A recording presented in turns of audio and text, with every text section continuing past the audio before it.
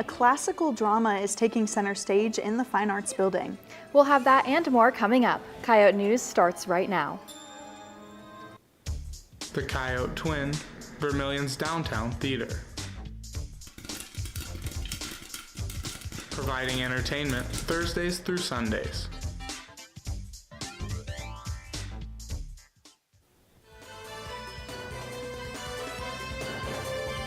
Live from the Al Newharth Media Center, this is Coyote News.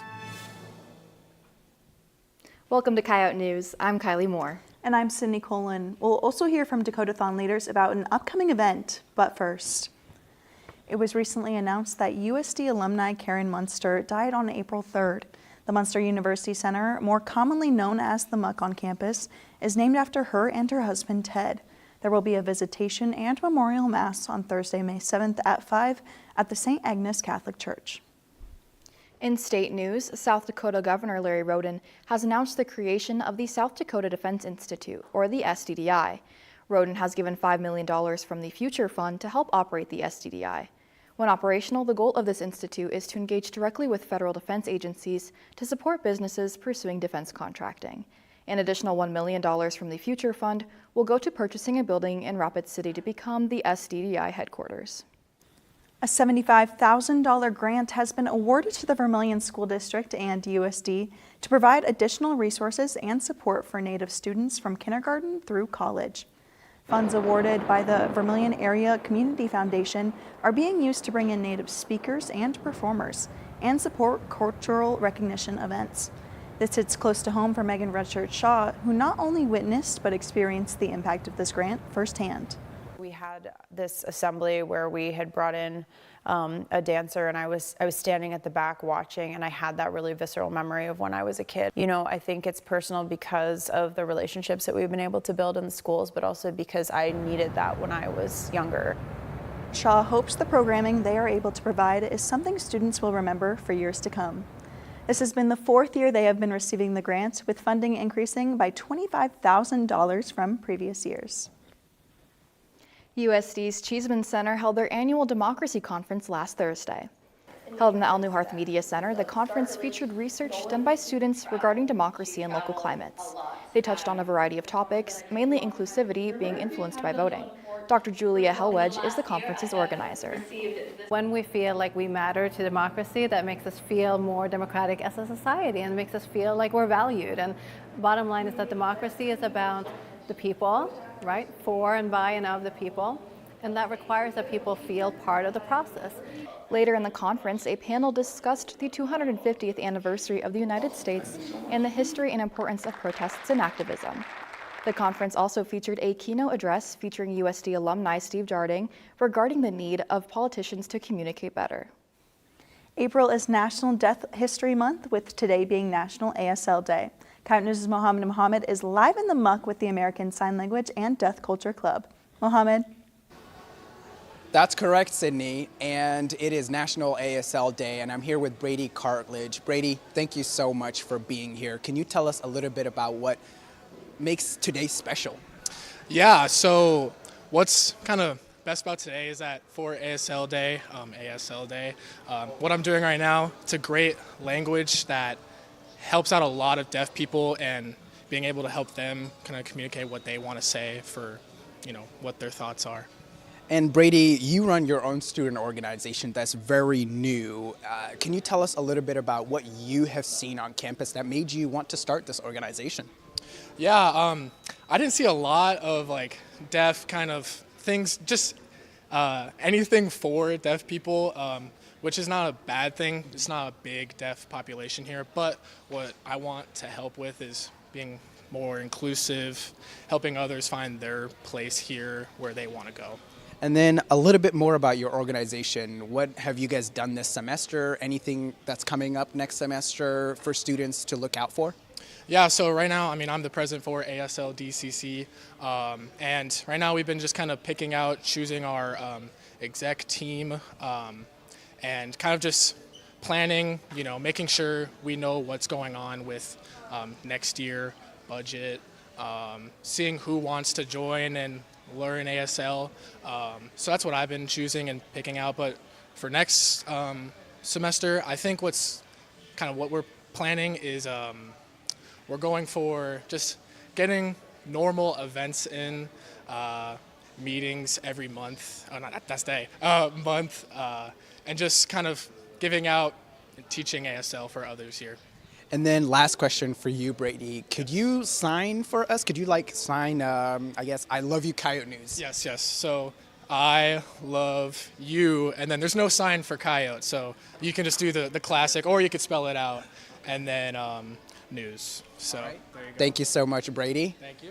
We all now have a little lesson from ASL. I'm Mohammed, live from the muck.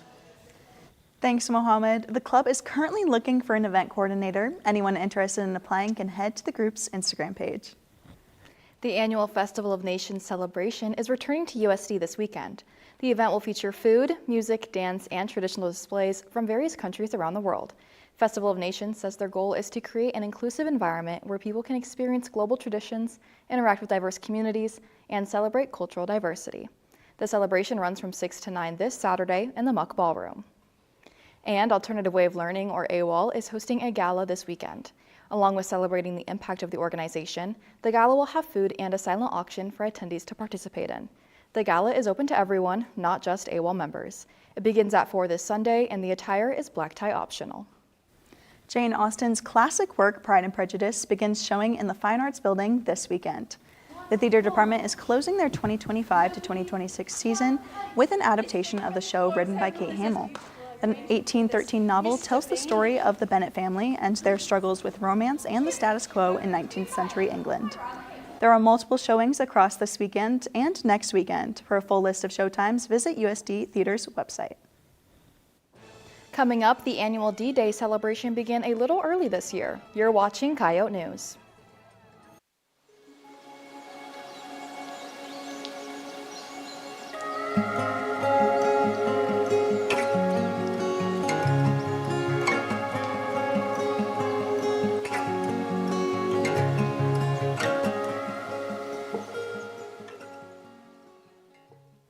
This is Coyote News.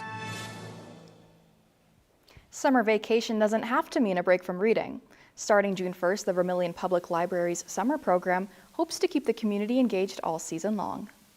Between school years, they see a decrease in reading skills and comprehension over the summer. So if we can help do our part with giving kids the chance to read and not lose those skills, but also be a place for them to be and do things and have fun over the summer. There are ways to participate both in person and digitally. Children's tablets with activities on. They don't require the internet. They can be checked out and they can take them home. They've got some ebooks on. And we offer a resource called Libby where people can check out ebooks and audiobooks. While the program is geared towards kindergarten through 5th graders, all ages are welcome to get involved. To sign up or find out more details about the program, visit the library's website. South Dakota Vintage Fest is back in Vermilion. Tomorrow afternoon from 4 to 8, anyone can shop for clothing, trinkets, bags, and more. The Vintage Fest takes place at the W Social House. And local band Beverly Hills Thrift Store is back this weekend. The group is performing at Varsity Pub on Saturday at 8:30. There's a $1 cover charge. The Dakotathon Day of event is also this weekend. Coyote News' Mohammed is back in the muck with a Dakotathon exec member. Mohammed. Thank you, Kylie. I'm here with Evan Pear, who is the Vice President of External Affairs for Dakotathon. Evan, thank you so much for being here. Dakotathon is about to do one of its biggest events. Can you tell us a little bit about how that has been going on for you guys in regards to the planning? Yeah, so it's been a pretty long year. We put in a lot of hard work, me and my exec team, planning for this event. So we've done a whole bunch of fundraising events. So yeah, like you said, on Saturday we'll have our big day of event. It'll be from 8 a.m. to 8 p.m. And that's where we have some of the kids from the Children's Miracle Network hospitals come to Vermilion, and then we do like our big grand reveal of how much we've raised throughout the entire year. So yeah, it's going to be awesome. We've been putting in a lot of hard work, so everyone's invited. It's going to be super cool. And what can students expect when they arrive to the event? What is the layout looking like? So we have a lot of fun events planned for specifically for the kids. So we have something in Dakotathon called a Morale Captain. So they spend the entire year learning how to do a certain dance, and then they get to teach it to the kids on the day of. So we'll have that. We'll have a whole bunch of fun activities for the kids. We have 3 different meals, Cow and Spoons coming too, and we'll just have a whole bunch of like good vibes going out throughout the SCSC on Saturday. So it's super exciting. You could also show up and meet some of the kids, meet some of us in Dakotathon, learn about Dakotathon, see what it's all about, and yeah, it's going to be super fun. And how much did Dakotathon raise last year, and what type of impact are you guys trying to make this year? So last year we raised $101,492. So this year we're looking to raise $120,000. And the impact we have is just on the families and the kids. So we do a lot for like their meal vouchers. We do a lot for research development. We do a whole bunch for the families, like their personal lives. So yeah, it's super cool. And yeah, there's a couple other little funds that our funds go to. So yeah. And then Evan, last question. Tell me any of your fun experiences from Dakotathon that you want to tell students. I'd say all throughout the year we have a lot of fun events. Like we do the kickoff carnival, we do 2 push weeks, so we do one in the fall, one in the spring. And a push week is pretty much where we just push to fundraise as much as we can. In the fall we raise $30,000, in the spring we raise $20,000. We also had like a Canes night, which was super fun. We fundraised with Canes. We also had a pancake feed night, which was really fun. Me and my friends are about to go canning for Dakotathon too, so we go door to door looking for funds. Those are really fun. And then we have our weekly meetings, which are super fun. Everyone comes out, hangs out, and then we learn the dance. We hang out. We do a couple other activities throughout the year too that are super fun. So yeah, we love getting more people involved in Dakotathon. So if you're interested in it or if you want to know more about it, come find me. We also have like a management team which kind of overlays everything for Dakotathon. So it's me, Jesse Loving, Caitlin Stabner, and Jillian Schulte. So if you come to the day of, come find any of us or any Dakotathon members. And yeah, if you'd like to be a part of Dakotathon next fall or next year, we're so welcome to having new people. So yeah. Perfect. Thank you so much, Evan. Live from the Muck, I'm Mohammed.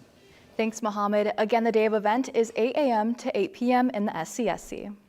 While Dakota Days is typically a fall tradition, this year's executive team is trying something new. The university's well-known homecoming celebration kicked off early with the spring event on the Muck West lawn. Students could visit tables hosted by Greek Life and other campus organizations and take part in activities like button making, spike ball, temporary tattoos, and a dirty soda station. We really wanted to expand our outreach. I think one, it's really nice to get all the students hyped up and something to look forward to, especially going into finals. And two, I think just the nice weather is really great, and so we're really excited.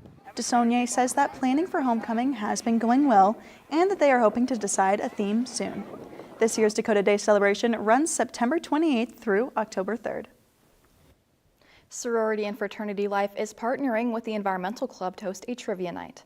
The event will be raising money for the Genco Laundry Program. Trivia night runs from 6 to 7 at the Muck Media Wall. The Alpha Phi sorority is hosting Alpha Fizz at their house tomorrow afternoon from 4 to 6. The cost is $6 for a dirty soda, with all proceeds going to Charlie's Cupboard. There's also a raffle with 1 ticket costing $2, 3 for $5, and 10 for $10. The Lambda Chi Alpha fraternity is hosting their annual Watermelon Bash to support Feeding South Dakota this weekend. For $8, you can enjoy grilled hot dogs, hamburgers, watermelon chips, and drinks. Teams of 5 can compete in the Watermelon Olympics for a $100 prize. The bash runs from 3 to 5 this Saturday at Prentice Park. USD Esports is hosting Bros and 5-0s tomorrow. Students will have the chance to sit down with UPD and play games such as Super Smash Bros., Mario Kart, and Mario Party. There is no entry fee, and pizza and punch will be provided. Bros and 5-0s will run from 5 to 7 tomorrow in the Esports Arena. The Dance Club's Spring Showcase is right around the corner. Dancers have been preparing all semester to present a show featuring a wide range of styles, all choreographed by Dance Club members. The showcase runs from 6 to 7 in the Colton Recital Hall in the Fine Arts Building. Next on Coyote Sports, softball hosts a 3-game series against NDSU. And tennis has their final home match of the season. Margaret Cottle is a USD psychology major with a minor in arts and health. I like that I can combine both psychology and art and study 2 things that I love. I get a lot of satisfaction out of using non-medical treatments such as art to promote people's wellness and provide therapeutic activities for people. I like watching Coyote News because I feel like it's very authentic and it keeps me up to date of what's going on around campus. I really enjoy the live Q&As and those kind of fun little looks into student life. The Charcoal Sports Show. The hottest names and the hottest takes. Tune in every Wednesday from 6 to 7 p.m. where Charlie Preen and Cole Larsch highlight prep sports, college sports, Coyote athletics, and professional sports. We would love to hear your questions for us too. The phone lines are always open. Tune in to the Charcoal Sports Show each Wednesday from 6 to 7 p.m. to hear the hottest takes on KAOR Vermilion. This is Coyote News. Women's golf competes in the final home match of the season. This is Coyote Sports. I'm Carter Van Ruler. And I'm Nadia Castillo. The Coyote softball team took on North Dakota State in a 3-game series over the weekend in Vermilion. USD fell the first game 1-4. Madison Evans contributed a hit for the Coyotes and only allowed 4 runs off of 4 hits. The Coyotes lost the second game 21-2 and the third game 10-5. Brooke Carey had 3 hits in the final game and Sarah Iberg recorded 2 RBIs. The team will compete in another 3-game series this weekend in Grand Forks. South Dakota Tennis had their final home match this weekend against Omaha. Omaha came out strong, taking the doubles point early. Kaylee Diderians was the lone bright spot for the Coyotes, picking up a set, but South Dakota dropped all 6 singles matches as Omaha secured a 7-0 sweep. The Coyotes returned to the court against St. Thomas, but couldn't turn things around, falling once again by a 7-0 final. The team has their last match of the season on Saturday at Oral Roberts. South Dakota Track and Field competed at the Sioux City Relays last weekend. Kaylin Harland vaulted 17 feet 9 1/4 inches to move into the NCAA's top 20, while Marlene Mula opened her outdoor season with a Summit League leading 13 feet 10 inches vault. On the track, Callie Ringstmeyer grabbed the 100-meter win, and both Coyote 4x100 relays brought home victories. The team heads to California this weekend, splitting between 3 different meets. The 2026 Calling All Coyotes auction is set for this Friday at the Sioux Falls Convention Center. This annual event benefits the Yote Fund, which supports student athletes in their academics and athletics. Doors open at 6 p.m. and the program and live auction begins at 7:15 p.m. Coyote News' Alyssa Baugh is live in the muck with a member of the athletics department to talk about this event. Alyssa? Thanks, Nadia. I'm here with Carson Ruby, Director of Development for Athletics. Carson, can you tell us about calling all Coyotes in the background of this event? Yeah, absolutely. So Calling All Coyotes, simply put, is our annual athletics fundraiser auction. It takes place in Sioux Falls every year right at the Premier Center or Convention Center, I guess however you want to describe that. Essentially what it is, like I said, the largest fundraiser that we have on an annual basis, where all the proceeds from the night go towards athletics, whether that's the tickets that you purchase, any auction items that you have, or simply any donations that are contributed during that night, all goes directly to our athletic student-athlete scholarship fund. What goals do you have for fundraising for this event? Yeah, pretty lofty. Last year we hit $800,000, so that was a record. Looking to increase that pretty significantly and hit 7 figures for that first time. So $1 million. Obviously, we need the support of everybody out there, whether you are purchasing online, being in the room. $1 million would be the #1 overall goal. How do you think this event connects the supporters with the student athletes, coaches, and other staffing? Yeah, absolutely. So, I mean, first and foremost, everybody's there, right?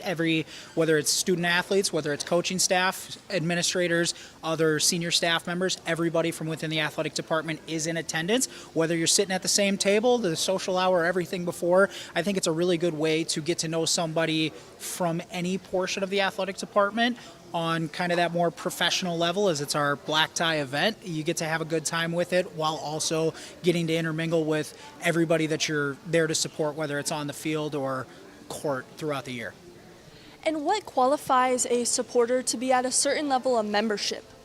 Yeah, for us, it's actually really simple. For us, any proceeds that you contribute to the athletic department, we'll happily take, and we know there's no such thing as there's not enough or it's only this amount, right? So for us, in order to unlock any access of membership within the Yote Fund, it would be $100 of giving annually. But thankfully, not only does your philanthropic giving or any purchases at athletic events like Calling All Coyotes go into there, season tickets as well. So basically, if you're there to support our men and women, you're there to help the Coyotes as a whole. And what is your favorite form of memorabilia being auctioned off at this event?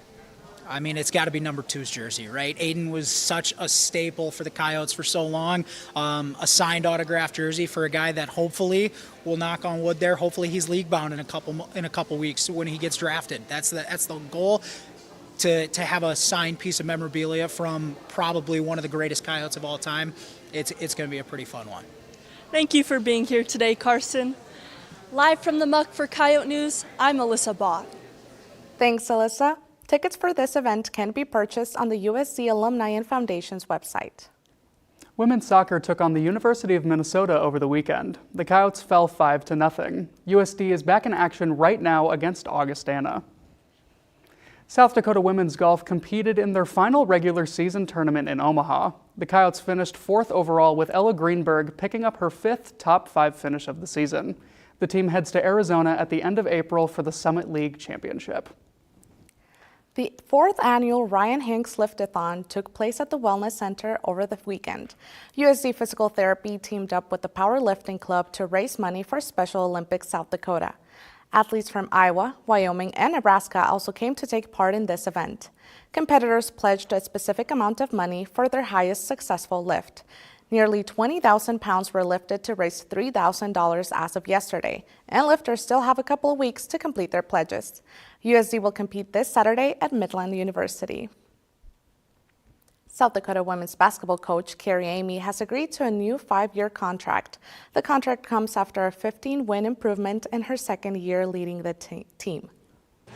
That's it for Coyote Sports. When we come back, we had students tell us about their dream summer job. Stay with us.